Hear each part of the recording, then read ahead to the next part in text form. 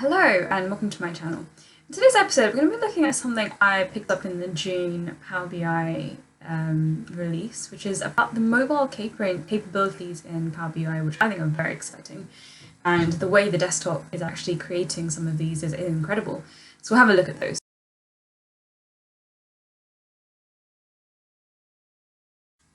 So just to give an idea of where these informations actually are, we can go to the Power BI blog and we can see here that there are some enhancements to the mobile phone layout. So we're going to go over to a Finance Power BI report, that was created earlier. I'm just going to use this as just a way of seeing what we can do.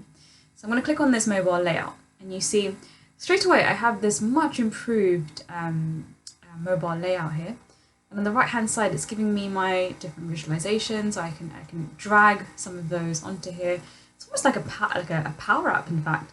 I mean, I can make these smaller and bigger, and amazingly, I can actually layer them on top, which is incredible.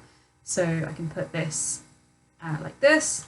I can put this here. So I actually want my title at the top, maybe my table.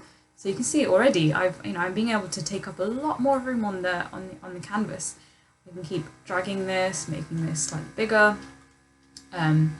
Go ahead and put maybe I want this title here like this. Maybe I want the graph on top. So this might not be the most visually appealing one right here, but you get the idea. And so on and so forth. And just I love the fact that this is gridded as well. It makes it very easy. I can lock objects as well. So if I don't want them to be moving around, etc. I've still got the capability to select different themes and things. So yeah, I hope this very quick look at the mobile application has been useful for you.